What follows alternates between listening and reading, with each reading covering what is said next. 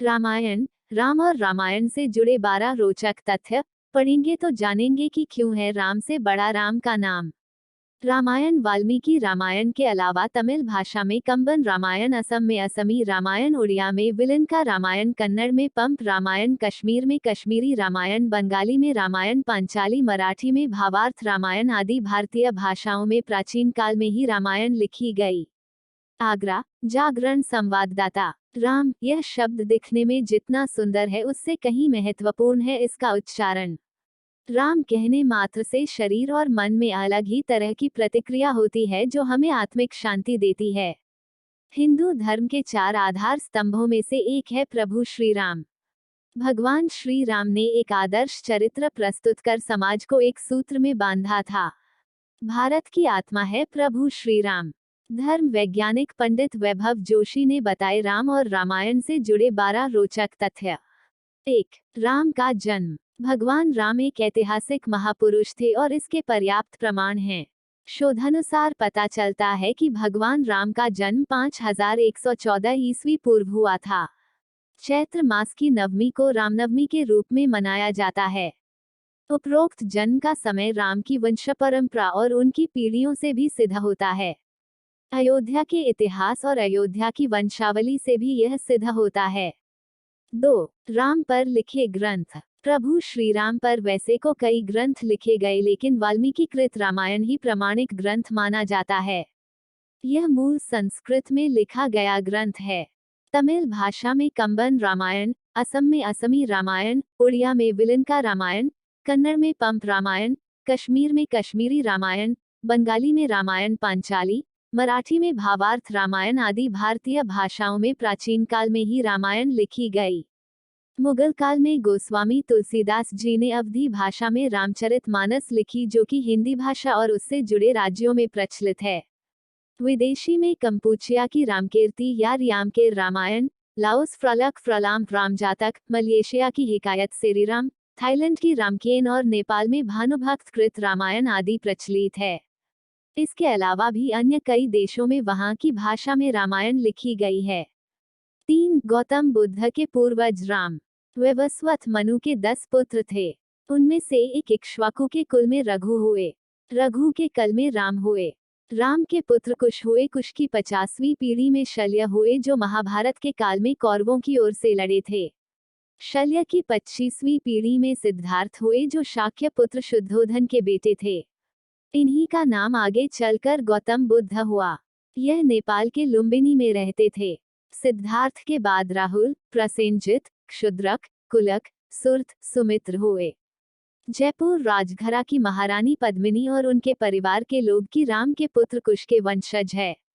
महारानी पद्मिनी ने एक अंग्रेजी चैनल को दिए में कहा था कि उनके पति भवानी सिंह कुश के 309वें वंशज थे।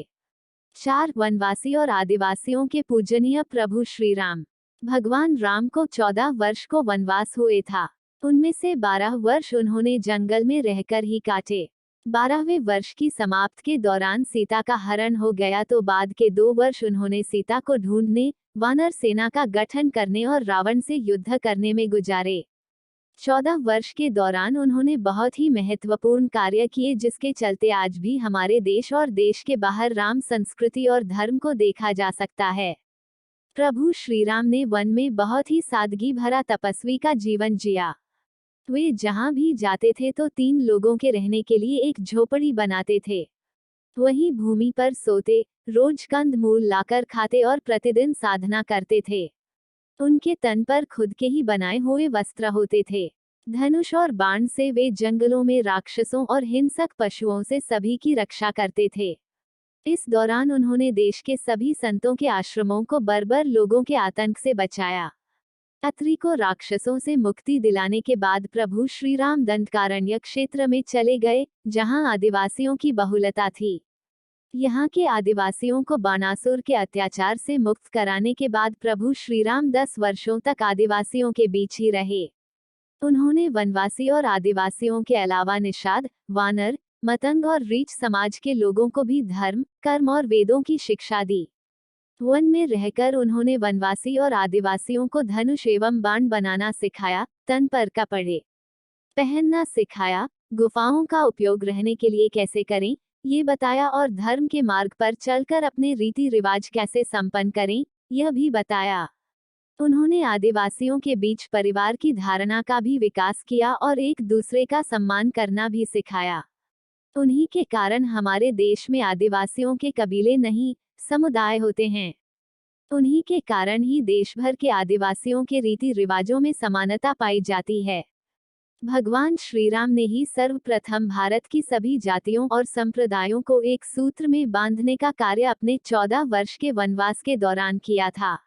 एक भारत का निर्माण कर उन्होंने सभी भारतीयों के साथ मिलकर अखंड भारत की स्थापना की थी।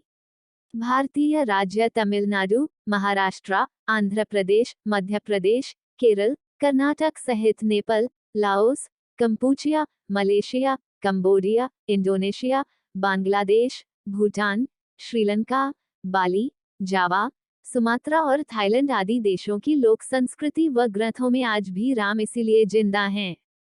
5. शिवलिंग और सेतु बनवाया। 14 वर्ष के वनवास में से अंतिम 2 वर्ष प्रभु श्री राम दंडकारण्य के वन से निकलकर सीता माता की खोज में देश के अन्य जंगलों में भ्रमण करने लगे और वहां उनका सामना देश की अन्य कई जातियों और वनवासियों से हुआ।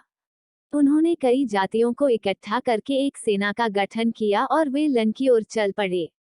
श्री राम की सेना ने रामेश्वरम की ओर कूच किया। महाकाव्य रामायण के अनुसार भगवान श्री राम ने लंका पर चढ़ाई करने के पहले यहाँ भगवान शिव की पूजा की थी। रामेश्वरम का शिवलिंग श्री राम द्वारा स्थापित शिवलिंग है।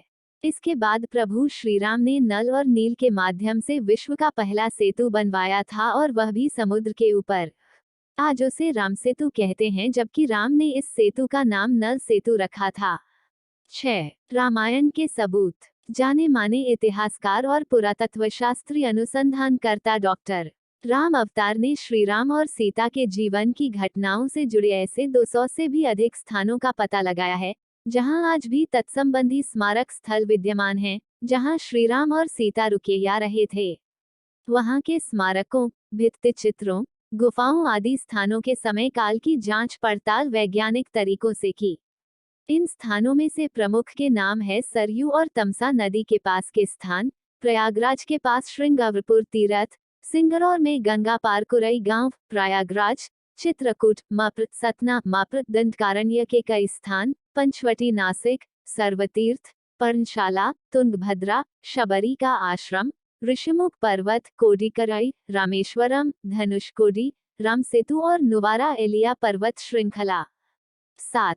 रामायण के प्रमाण। श्री वाल्मीकि ने रामायण की संरचना श्री राम के राज्याभिषेक के बाद वर्ष 5075 ईपू के आसपास की होगी। 1/4/12।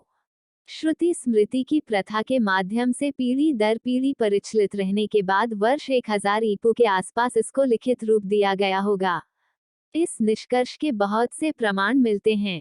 रामायण की कहानी के संदर्भ निम्नलिखित रूप में उपलब्ध हैं। कौटिल्य का अर्थशास्त्र 4वीं शताब्दी ईपू, बौद्ध साहित्य में दशरथ जातक 3री शताब्दी ईपू, कौशाम्बी में खुदाई में मिली टेराकोटा पक्की मिट्टी की मूर्तियां 2री शताब्दी ईपू, नागार्जुनकोंडा आंध्र प्रदेश में खुदाई में मिले स्टोन पैनल 3री शताब्दी, नचारखेड़ा हरियाणा में मिले टेराकोटा पैनल 4वीं शताब्दी, श्रीलंका के प्रसिद्ध कवि कुमार दास की काव्य रचना जानकी हरण 7वीं शताब्दी आदि।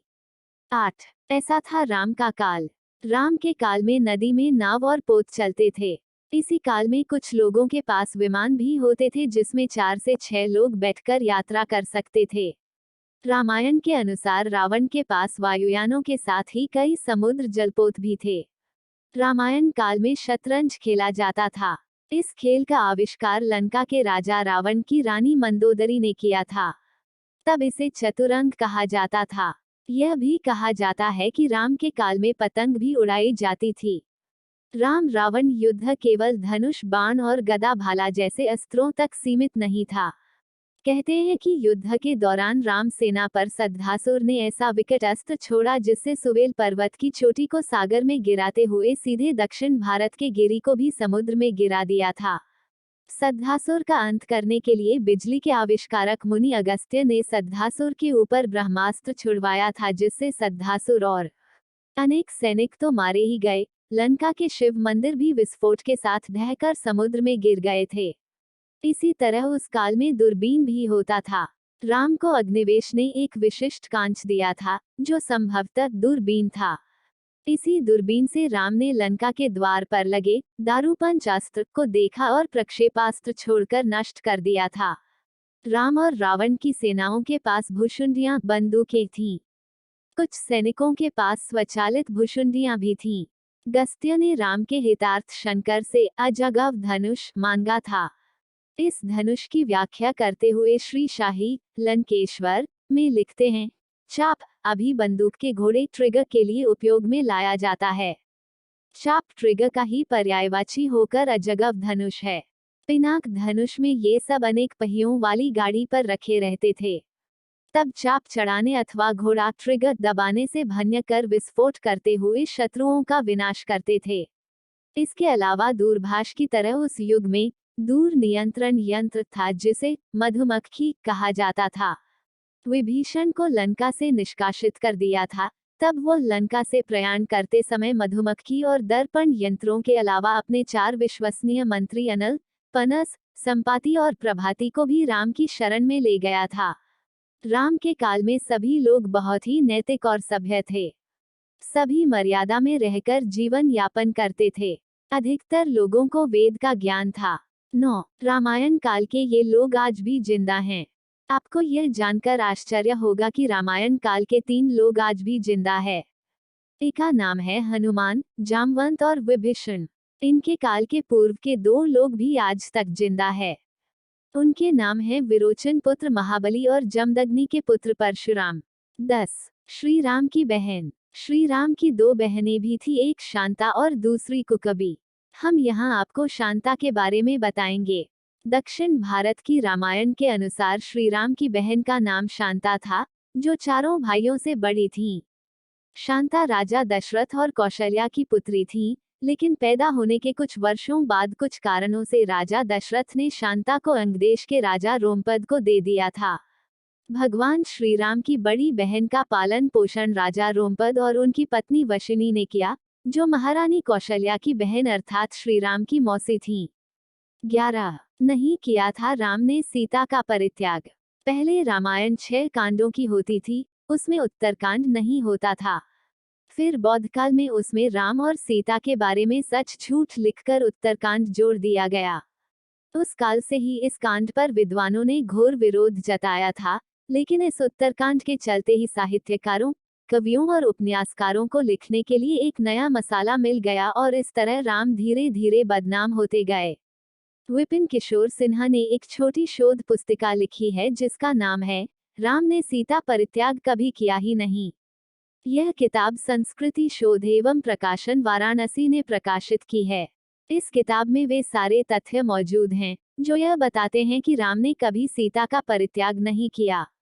रामकथा पर सबसे प्रामाणिक शोध करने वाले फादर कामिल बुल्के का स्पष्ट मत है कि वाल्मीकि रामायण का उत्तरकांड मूल रामायण के बहुत बाद की पुनर्तः प्रक्षिप्त रचना है। रामकथा उत्पत्ति विकास हिंदी परिषद, हिंदी विभाग प्रयाग विश्वविद्यालय, प्रथम संस्करण 1950। 12. राम की जल समाधि। श्री राम द्वारा जल समाधि लेने की घटना को हिंदू दलितों का धर्मांतरण करने वाले आलोचकों ने आत्महत्या करना बताया। मध्यकाल में ऐसे बहुत से साधु हुए हैं जिन्होंने जिंदा रहते हुए सभी के सामने धीरे धीरे देह छोड़ दी और फिर उनकी समाधि बनाई गई। राजस्थान के महान संत बाबा रामदेव रामापीर ने जिंदा समाधि ले ली थी, तो क्या हम यह कहें कि उन्होंने आत्महत्या कर ली? दरअसल अयोध्या आगमन के बाद राम ने कई वर्षों तक अयोध्या का राजपाट संभाला और इसके बाद गुरु वशिष्ठ व ब्रह्मा ने उनको संसार से मुक्त हो जाने का आदेश दिया। एक घटना के बाद उन्होंने जल समाधि ले ली थी। सरयू नदी में श्रीराम ने जल समाधि ले ली थी। अश्विन पूर्णिमा के दिन मर्यादा पुरुषोत्तम राम ने अयोध्या से सटे फैजाबाद शहर के सरयू किनारे जल समाधि लेकर महाप्रयाण किया। श्री राम ने सभी की उपस्थिति में ब्रह्म मुहूर्त में सरयू नदी की ओर प्रयाण किया। उनके पीछे थे उनके परिवार के सदस्य भरत, शत्रुघ्न, उर्मिला, मांडवी और श्रुतकीर्ति। ओम का उच्चारण करते हुए वे सरयू के जल में एक एक पग आगे बढ़ते गए और जल उनके हृदय और अधरों को छूता हुआ सिर के ऊपर चढ़ गया। धर्म वैज्ञानिक पंडित वैभव जोशी। डिस्क्लेमर, इस लेख में निहित किसी भी जानकारी सामग्री गणना की सटीकता या विश्वसनीयता की गारंटी नहीं है। विभिन्न माध्यमों, ज्योतिषियों, पंचांग, प्रवचनों, मान्यताओं, धर्म ग्रंथों से संग्रहित कर ये जानकारियां आप तक पहुंचाई गई हैं। हमारा उद्देश्य महज सूचना पहुंचाना है, इसके उपयोगकर्ता इसे महज सूचना समझकर ही लें। इसके अतिरिक्त इसके किसी भी उपयोग की जिम्मेदारी स्वयं उपयोगकर्ता की ही रहेगी। भगवान राम एक ऐतिहासिक महापुरुष थे और इसके पर्याप्त प्रमाण हैं। शोधानुसार पता चलता है कि भगवान राम का जन्म 5114 ईस्वी पूर्व हुआ था। चैत्र मास की नवमी को रामनवमी के रूप में मनाया जाता है। उपरोक्त जन्म का समय राम की वंश परंपरा और उनकी पीढ़ियों से भी सिद्ध होता है। अयोध्या के इतिहास और अयोध्या की वंशावली से भी यह सिद्ध होता है। प्रभु श्री राम पर वैसे को कई ग्रंथ लिखे गए, लेकिन वाल्मीकि कृत रामायण ही प्रमाणिक ग्रंथ माना जाता है। यह मूल संस्कृत में लिखा गया ग्रंथ है। तमिल भाषा में कंबन रामायण, असम में असमी रामायण, उड़िया में विलिनका रामायण, कन्नड़ में पंप रामायण, कश्मीर में कश्मीरी रामायण, बंगाली में रामायण पांचाली, मराठी में भावार्थ रामायण आदि भारतीय भाषाओं में प्राचीन काल में ही रामायण लिखी गई। मुगल काल में गोस्वामी तुलसीदास जी ने अवधी भाषा में रामचरितमानस लिखी, जो कि हिंदी भाषा और उससे जुड़े राज्यों में प्रचलित है। विदेशी में कंपूचिया की रामकीर्ति या रियामकेर रामायण, लाओस फ्रलक फ्रलाम रामजातक, मलेशिया की हिकायत सेरीराम, थाईलैंड की रामकेन और नेपाल में भानुभक्त कृत रामायण आदि प्रचलित है। इसके अलावा भी अन्य कई देशों में वहां की भाषा में रामायण लिखी गई है। वैवस्वत मनु के 10 पुत्र थे। उनमें से एक इक्ष्वाकु के कुल में रघु हुए। रघु के कल में राम हुए। राम के पुत्र कुश हुए। कुश की 50वीं पीढ़ी में शल्य हुए, जो महाभारत के काल में कौरवों की ओर से लड़े थे। शल्य की 25वीं पीढ़ी में सिद्धार्थ हुए, जो शाक्य पुत्र शुद्धोधन के बेटे थे। इन्हीं का नाम आगे चलकर गौतम बुद्ध हुआ। यह नेपाल के लुम्बिनी में रहते थे। सिद्धार्थ के बाद राहुल, प्रसेनजित, क्षुद्रक, कुलक, सुर्थ, सुमित्र हुए। जयपुर राजघरा की महारानी पद्मिनी और उनके परिवार के लोग की राम के पुत्र कुश के वंशज है। महारानी पद्मिनी ने एक अंग्रेजी चैनल को दिए में कहा था कि उनके पति भवानी सिंह कुश के 309वें वंशज थे। भगवान राम को 14 वर्ष को वनवास हुए था। उनमें से 12 वर्ष उन्होंने जंगल में रहकर ही काटे। 12वें वर्ष की समाप्त के दौरान सीता का हरण हो गया, तो बाद के 2 वर्ष उन्होंने सीता को ढूंढने, वानर सेना का गठन करने और रावण से युद्ध करने में गुजारे। 14 वर्ष के दौरान उन्होंने बहुत ही महत्वपूर्ण कार्य किए, जिसके चलते आज भी हमारे देश और देश के बाहर राम संस्कृति और धर्म को देखा जा सकता है। प्रभु श्री राम ने वन में बहुत ही सादगी भरा तपस्वी का जीवन जिया। वे जहां भी जाते थे तो 3 लोगों के रहने के लिए एक झोपड़ी बनाते थे। वहीं भूमि पर सोते, रोज कंद मूल लाकर खाते और प्रतिदिन साधना करते थे। उनके तन पर खुद के ही बनाए हुए वस्त्र होते थे। धनुष और बाण से वे जंगलों में राक्षसों और हिंसक पशुओं से सभी की रक्षा करते थे। इस दौरान उन्होंने देश के सभी संतों के आश्रमों को बर्बर लोगों के आतंक से बचाया। अत्रि को राक्षसों से मुक्ति दिलाने के बाद प्रभु श्री राम दंडकारण्य क्षेत्र में चले गए, जहां आदिवासियों की बहुलता थी। यहाँ के आदिवासियों को बाणासुर के अत्याचार से मुक्त कराने के बाद प्रभु श्री राम 10 वर्षों तक आदिवासियों के बीच ही रहे। उन्होंने वनवासी और आदिवासियों के अलावा निषाद, वानर, मतंग और रीछ समाज के लोगों को भी धर्म, कर्म और वेदों की शिक्षा दी। वन में रहकर उन्होंने वनवासी और आदिवासियों को धनुष एवं बाण बनाना सिखाया, तन पर कपड़े पहनना सिखाया, गुफाओं का उपयोग रहने के लिए कैसे करें, ये बताया, और धर्म के मार्ग पर चलकर अपने रीति रिवाज कैसे संपन्न करें, यह भी बताया। उन्होंने आदिवासियों के बीच परिवार की धारणा का भी विकास किया और एक दूसरे का सम्मान करना भी सिखाया। उन्हीं के कारण हमारे देश में आदिवासियों के कबीले नहीं, समुदाय होते हैं। उन्हीं के कारण ही देश भर के आदिवासियों के रीति रिवाजों में समानता पाई जाती है। भगवान श्री राम ने ही सर्वप्रथम भारत की सभी जातियों और संप्रदायों को एक सूत्र में बांधने का कार्य अपने 14 वर्ष के वनवास के दौरान किया था। एक भारत का निर्माण कर उन्होंने सभी भारतीयों के साथ मिलकर अखंड भारत की स्थापना की थी। भारतीय राज्य तमिलनाडु, महाराष्ट्र, आंध्र प्रदेश, मध्य प्रदेश, केरल, कर्नाटक सहित Nepal, Laos, Kampuchea, Malaysia, Cambodia, Indonesia, Bangladesh, Bhutan, Sri Lanka, Bali, Java, Sumatra और थाईलैंड आदि देशों की लोक संस्कृति व ग्रंथों में आज भी राम इसीलिए जिंदा हैं। 5. शिवलिंग और सेतु बनवाया। 14 वर्ष के वनवास में से अंतिम 2 वर्ष प्रभु श्रीराम दंडकारण्य के वन से निकलकर सीता माता की खोज में देश के अन्य जंगलों में भ्रमण करने लगे और वहां उनका सामना देश की अन्य कई जातियों और वनवासियों से हुआ। उन्होंने कई जातियों को इकट्ठा करके एक सेना का गठन किया और वे लन की ओर चल पड़े। श्री राम की सेना ने रामेश्वरम की ओर कूच किया। महाकाव्य रामायण के अनुसार भगवान श्री राम ने लंका पर चढ़ाई करने के पहले यहाँ भगवान शिव की पूजा की थी। रामेश्वरम का शिवलिंग श्री राम द्वारा स्थापित शिवलिंग है।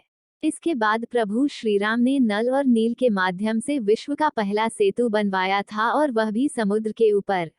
आज उसे राम सेतु कहते हैं, जबकि राम ने इस सेतु का नाम नल सेतु रखा था। 6. रामायण के सबूत।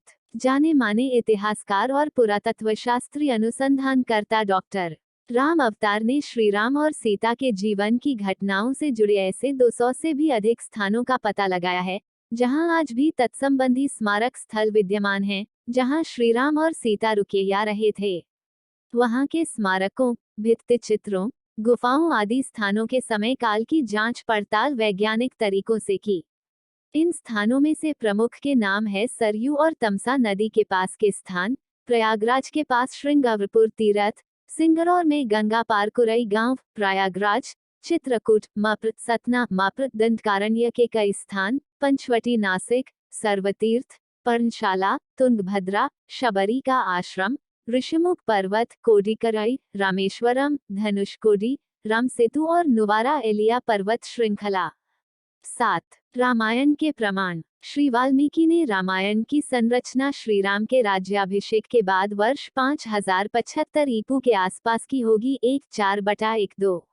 श्रुति स्मृति की प्रथा के माध्यम से पीढ़ी दर पीढ़ी परिचलित रहने के बाद वर्ष 1000 ईपू के आसपास इसको लिखित रूप दिया गया होगा। इस निष्कर्ष के बहुत से प्रमाण मिलते हैं।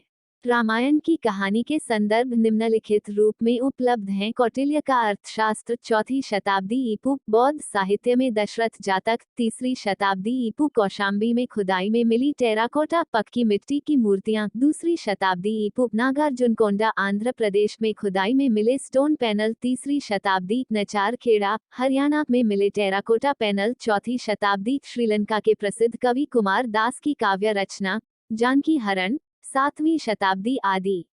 8. ऐसा था राम का काल। सब्सक्राइब। होम, ताजा, पॉलिटिक्स, क्रिकेट, राष्ट्रीय, शेयर बाजार, मनोरंजन, दुनिया, लाइफस्टाइल, बिजनेस, टेक, ज्ञान, अध्यात्म, स्पेशल, ऑटो, शिक्षा, एक्सप्लेनर, वायरल, जोक्स, आम मुद्दे, जॉब्स, करियर, राम मंदिर, वाइब्रेंट गुजरात, इजराइल फलस्तीन संघर्ष, न्यू ईयर रेजोल्यूशन 2024, निखरदा पंजाब, मेसी फर्ग्यूसन, क्या खरीदें, Hindi news, news state, Ramayana, Ram और रामायण से जुड़े 12 रोचक तथ्य पढ़ेंगे तो जानेंगे कि क्यों है राम से बड़ा राम का नाम। रामायण। वाल्मीकि रामायण के अलावा तमिल भाषा में कंबन रामायण, असम में असमी रामायण, उड़िया में विलनका रामायण, कन्नड़ में पंप रामायण, कश्मीर में कश्मीरी रामायण, बंगाली में रामायण, पांचाली, मराठी में भावार्थ रामायण आदि भारतीय भाषाओं में प्राचीन काल में ही रामायण लिखी गई। By Tanu Gupta, edited by, publish, Saturday the 7th of May 2022, 12:37 p.m. IST. Updated, Saturday the 7th of May 2022, 12:37 p.m. IST. Ramayan, Ram और रामायण से जुड़े 12 रोचक तथ्य पढ़ेंगे तो जानेंगे कि क्यों है राम से बड़ा राम का नाम। रामायण, राम और रामायण से जुड़े 12 रोचक तथ्य पढ़ेंगे तो जानेंगे कि क्यों है राम से बड़ा राम का नाम। हिंदू धर्म के 4 आधार स्तंभों में से एक है प्रभु श्री राम। आगरा, जागरण संवाददाता। राम, यह शब्द दिखने में जितना सुंदर है उससे कहीं महत्वपूर्ण है इसका उच्चारण। राम कहने मात्र से शरीर और मन में अलग ही तरह की प्रतिक्रिया होती है जो हमें आत्मिक शांति देती है। हिंदू धर्म के 4 आधार स्तंभों में से एक है प्रभु श्री राम। भगवान श्री राम ने एक आदर्श चरित्र प्रस्तुत कर समाज को एक सूत्र में बांधा था। भारत की आत्मा है प्रभु श्री राम। धर्म वैज्ञानिक पंडित वैभव जोशी ने बताए राम और रामायण से जुड़े 12 रोचक तथ्य। 1. राम का जन्म। भगवान राम एक ऐतिहासिक महापुरुष थे और इसके पर्याप्त प्रमाण हैं। शोधानुसार पता चलता है कि भगवान राम का जन्म 5114 ईस्वी पूर्व हुआ था। चैत्र मास की नवमी को रामनवमी के रूप में मनाया जाता है। उपरोक्त जन्म का समय राम की वंश परंपरा और उनकी पीढ़ियों से भी सिद्ध होता है। अयोध्या के इतिहास और अयोध्या की वंशावली से भी यह सिद्ध होता है। 2. राम पर लिखे ग्रंथ। प्रभु श्री राम पर वैसे को कई ग्रंथ लिखे गए लेकिन वाल्मीकि कृत रामायण ही प्रामाणिक ग्रंथ माना जाता है। यह मूल संस्कृत में लिखा गया ग्रंथ है। तमिल भाषा में कंबन रामायण, असम में असमी रामायण, उड़िया में विलन रामायण, कन्नड़ में पंप रामायण, कश्मीर में कश्मीरी रामायण, बंगाली में रामायण पांचाली, मराठी में भावार्थ रामायण आदि भारतीय भाषाओं में प्राचीन काल में ही रामायण लिखी गई। मुगल काल में गोस्वामी तुलसीदास जी ने अवधी भाषा में रामचरितमानस लिखी जो कि हिंदी भाषा और उससे जुड़े राज्यों में प्रचलित है। विदेशी में कंपूचिया की रामकीर्ति या रियामकेर रामायण, लाओस फ्रलक फ्रलाम रामजातक, मलेशिया की हिकायत सेरीराम, थाईलैंड की रामकेन और नेपाल में भानुभक्त कृत रामायण आदि प्रचलित है। इसके अलावा भी अन्य कई देशों में वहां की भाषा में रामायण लिखी गई है। 3. गौतम बुद्ध के पूर्वज राम। वैवस्वत मनु के 10 पुत्र थे। उनमें से एक इक्ष्वाकु के कुल में रघु हुए। रघु के कल में राम हुए। राम के पुत्र कुश हुए। कुश की 50वीं पीढ़ी में शल्य हुए जो महाभारत के काल में कौरवों की ओर से लड़े थे। शल्य की 25वीं पीढ़ी में सिद्धार्थ हुए जो शाक्य पुत्र शुद्धोधन के बेटे थे। इन्हीं का नाम आगे चलकर गौतम बुद्ध हुआ। यह नेपाल के लुम्बिनी में रहते थे। सिद्धार्थ के बाद राहुल, प्रसेनजित, क्षुद्रक, कुलक, सुरथ, सुमित्र हुए। जयपुर राजघरा की महारानी पद्मिनी और उनके परिवार के लोग की राम के पुत्र कुश के वंशज है। महारानी पद्मिनी ने एक अंग्रेजी चैनल को दिए में कहा था कि उनके पति भवानी सिंह कुश के 309वें वंशज थे। 4. वनवासी और आदिवासियों के पूजनीय प्रभु श्री राम। भगवान राम को 14 वर्ष को वनवास हुए था। उनमें से 12 वर्ष उन्होंने जंगल में रहकर ही काटे। 12वें वर्ष की समाप्त के दौरान सीता का हरण हो गया तो बाद के 2 वर्ष उन्होंने सीता को ढूंढने, वानर सेना का गठन करने और रावण से युद्ध करने में गुजारे। 14 वर्ष के दौरान उन्होंने बहुत ही महत्वपूर्ण कार्य किए जिसके चलते आज भी हमारे देश और देश के बाहर राम संस्कृति और धर्म को देखा जा सकता है। प्रभु श्री राम ने वन में बहुत ही सादगी भरा तपस्वी का जीवन जिया। वे जहां भी जाते थे तो 3 लोगों के रहने के लिए एक झोपड़ी बनाते थे। वहीं भूमि पर सोते, रोज कंद मूल लाकर खाते और प्रतिदिन साधना करते थे। उनके तन पर खुद के ही बनाए हुए वस्त्र होते थे। धनुष और बाण से वे जंगलों में राक्षसों और हिंसक पशुओं से सभी की रक्षा करते थे। इस दौरान उन्होंने देश के सभी संतों के आश्रमों को बर्बर लोगों के आतंक से बचाया। अत्रि को राक्षसों से मुक्ति दिलाने के बाद प्रभु श्री राम दंडकारण्य क्षेत्र में चले गए, जहां आदिवासियों की बहुलता थी। यहाँ के आदिवासियों को बाणासुर के अत्याचार से मुक्त कराने के बाद प्रभु श्री राम 10 वर्षों तक आदिवासियों के बीच ही रहे। उन्होंने वनवासी और आदिवासियों के अलावा निषाद, वानर, मतंग और रीछ समाज के लोगों को भी धर्म, कर्म और वेदों की शिक्षा दी। वन में रहकर उन्होंने वनवासी और आदिवासियों को धनुष एवं बाण बनाना सिखाया, तन पर कपड़े पहनना सिखाया, गुफाओं का उपयोग रहने के लिए कैसे करें, ये बताया और धर्म के मार्ग पर चलकर अपने रीति रिवाज कैसे संपन्न करें, यह भी बताया। उन्होंने आदिवासियों के बीच परिवार की धारणा का भी विकास किया और एक दूसरे का सम्मान करना भी सिखाया। उन्हीं के कारण हमारे देश में आदिवासियों के कबीले नहीं, समुदाय होते हैं। उन्हीं के कारण ही देश भर के आदिवासियों के रीति रिवाजों में समानता पाई जाती है। भगवान श्री राम ने ही सर्वप्रथम भारत की सभी जातियों और संप्रदायों को एक सूत्र में बांधने का कार्य अपने 14 वर्ष के वनवास के दौरान किया था। एक भारत का निर्माण कर उन्होंने सभी भारतीयों के साथ मिलकर अखंड भारत की स्थापना की थी। भारतीय राज्य तमिलनाडु, महाराष्ट्र, आंध्र प्रदेश, मध्य प्रदेश, केरल, कर्नाटक सहित Nepal, Laos, Kampuchea, Malaysia, Cambodia, Indonesia, Bangladesh, Bhutan, Sri Lanka, Bali, Java, Sumatra और थाईलैंड आदि देशों की लोक संस्कृति व ग्रंथों में आज भी राम इसीलिए जिंदा हैं। 5. शिवलिंग और सेतु बनवाया। 14 वर्ष के वनवास में से अंतिम 2 वर्ष प्रभु श्रीराम दंडकारण्य के वन से निकलकर सीता माता की खोज में देश के अन्य जंगलों में भ्रमण करने लगे और वहां उनका सामना देश की अन्य कई जातियों और वनवासियों से हुआ। उन्होंने कई जातियों को इकट्ठा करके एक सेना का गठन किया और वे लंका की ओर चल पड़े। श्री राम की सेना ने रामेश्वरम की ओर कूच किया। महाकाव्य रामायण के अनुसार भगवान श्री राम ने लंका पर चढ़ाई करने के पहले यहाँ भगवान शिव की पूजा की थी। रामेश्वरम का शिवलिंग श्री राम द्वारा स्थापित शिवलिंग है। इसके बाद प्रभु श्री राम ने नल और नील के माध्यम से विश्व का पहला सेतु बनवाया था और वह भी समुद्र के ऊपर। आज उसे राम सेतु कहते हैं, जबकि राम ने इस सेतु का नाम नल सेतु रखा था। 6. रामायण के सबूत। जाने माने इतिहासकार और पुरातत्वशास्त्री अनुसंधानकर्ता डॉक्टर राम अवतार ने श्री राम और सीता के जीवन की घटनाओं से जुड़े ऐसे 200 से भी अधिक स्थानों का पता लगाया है, जहां आज भी तत्संबंधी स्मारक स्थल विद्यमान हैं, जहां श्री राम और सीता रुके या रहे थे। वहां के स्मारकों, भित्ति चित्रों, गुफाओं आदि स्थानों के समय काल की जांच पड़ताल वैज्ञानिक तरीकों से की।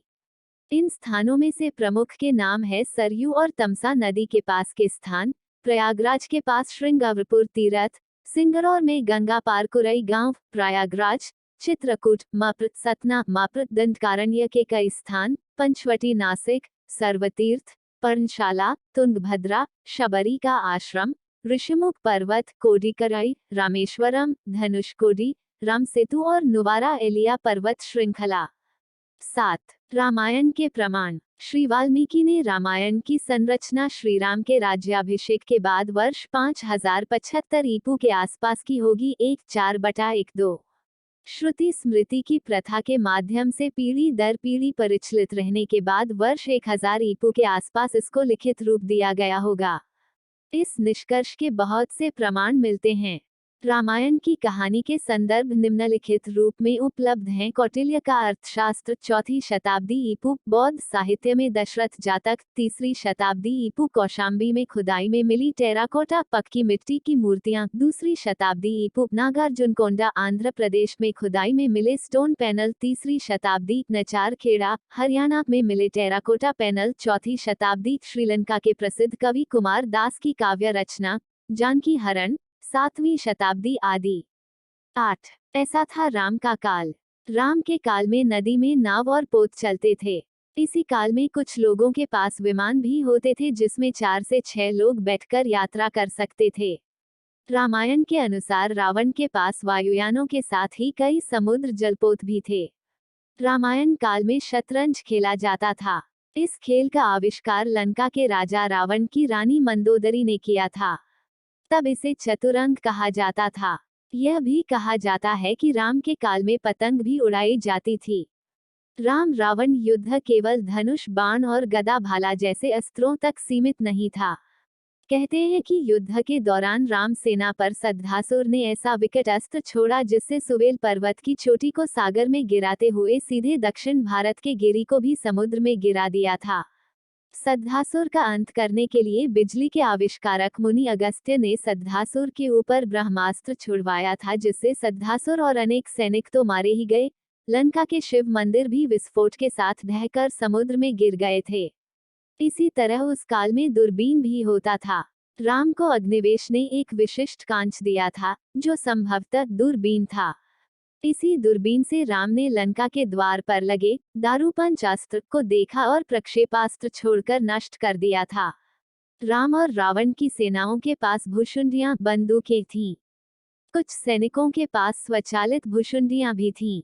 अगस्त्य ने राम के हितार्थ शंकर से अजगव धनुष मांगा था। इस धनुष की व्याख्या करते हुए श्री शाही लंकेश्वर में लिखते हैं, चाप अभी बंदूक के घोड़े ट्रिगर के लिए उपयोग में लाया जाता है। चाप ट्रिगर का ही पर्यायवाची होकर अजगव धनुष है। पिनाक धनुष में ये सब अनेक पहियों वाली गाड़ी पर रखे रहते थे। तब चाप चढ़ाने अथवा घोड़ा ट्रिगर दबाने से भन्य कर विस्फोट करते हुए शत्रुओं का विनाश करते थे। इसके अलावा दूरभाष की तरह उस युग में दूर नियंत्रण यंत्र था जिसे मधुमक्खी कहा जाता था। विभीषण को लंका से निष्कासित कर दिया था, तब वो लंका से प्रयाण करते समय मधुमक्खी और दर्पण यंत्रों के अलावा अपने 4 विश्वसनीय मंत्री अनल, पनस, संपाति और प्रभाति को भी राम की शरण में ले गया था। राम के काल में सभी लोग बहुत ही नैतिक और सभ्य थे। सभी मर्यादा में रहकर जीवन यापन करते थे। अधिकतर लोगों को वेद का ज्ञान था। 9. रामायण काल के ये लोग आज भी जिंदा हैं। आपको यह जानकर आश्चर्य होगा कि रामायण काल के 3 लोग आज भी जिंदा है। एक का नाम है हनुमान, जामवंत और विभीषण। इनके काल के पूर्व के 2 लोग भी आज तक जिंदा है। उनके नाम है विरोचन पुत्र महाबली और जमदग्नि के पुत्र परशुराम। 10. श्री राम की बहन। श्री राम की 2 बहनें भी थी, एक शांता और दूसरी कुकबी। हम यहाँ आपको शांता के बारे में बताएंगे। दक्षिण भारत की रामायण के अनुसार श्री राम की बहन का नाम शांता था, जो 4 भाइयों से बड़ी थी। शांता राजा दशरथ और कौशल्या की पुत्री थी, लेकिन पैदा होने के कुछ वर्षों बाद कुछ कारणों से राजा दशरथ ने शांता को अंगदेश के राजा रोमपद को दे दिया था। भगवान श्री राम की बड़ी बहन का पालन पोषण राजा रोमपद और उनकी पत्नी वशिनी ने किया, जो महारानी कौशल्या की बहन अर्थात श्री राम की मौसी थी। 11. नहीं किया था राम ने सीता का परित्याग। पहले रामायण 6 कांडों की होती थी, उसमें उत्तरकांड नहीं होता था। फिर बौद्धकाल में उसमें राम और सीता के बारे में सच झूठ लिखकर उत्तरकांड जोड़ दिया गया। उस काल से ही इस कांड पर विद्वानों ने घोर विरोध जताया था, लेकिन इस उत्तरकांड के चलते ही साहित्यकारों, कवियों और उपन्यासकारों को लिखने के लिए एक नया मसाला मिल गया और इस तरह राम धीरे धीरे बदनाम होते गए। विपिन किशोर सिन्हा ने एक छोटी शोध पुस्तिका लिखी है जिसका नाम है राम ने सीता परित्याग कभी किया ही नहीं। यह किताब संस्कृति शोध एवं प्रकाशन वाराणसी ने प्रकाशित की है। इस किताब में वे सारे तथ्य मौजूद हैं जो यह बताते हैं कि राम ने कभी सीता का परित्याग नहीं किया। रामकथा पर सबसे प्रामाणिक शोध करने वाले फादर कामिल बुल्के का स्पष्ट मत है कि वाल्मीकि रामायण का उत्तरकांड मूल रामायण के बहुत बाद की पुनर्तः प्रक्षिप्त रचना है। रामकथा उत्पत्ति विकास हिंदी परिषद, हिंदी विभाग प्रयाग विश्वविद्यालय, प्रथम संस्करण 1950। 12. राम की जल समाधि। श्री राम द्वारा जल समाधि लेने की घटना को हिंदू दलितों का धर्मांतरण करने वाले आलोचकों ने आत्महत्या करना बताया। मध्यकाल में ऐसे बहुत से साधु हुए हैं जिन्होंने जिंदा रहते हुए सभी के सामने धीरे धीरे देह छोड़ दी और फिर उनकी समाधि बनाई गई। राजस्थान के महान संत बाबा रामदेव रामापीर ने जिंदा समाधि ले ली थी, तो क्या हम यह कहें कि उन्होंने आत्महत्या कर ली?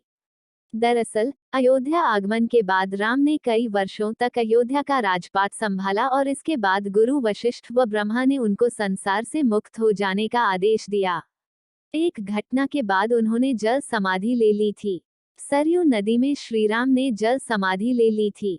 अश्विन पूर्णिमा के दिन मर्यादा पुरुषोत्तम राम ने अयोध्या से सटे फैजाबाद शहर के सरयू किनारे जल समाधि लेकर महाप्रयाण किया।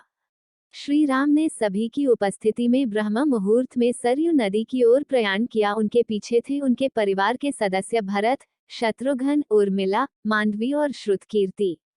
ओम का उच्चारण करते हुए वे सरयू के जल में एक एक पग आगे बढ़ते गए और जल उनके हृदय और अधरों को छूता हुआ सिर के ऊपर चढ़ गया।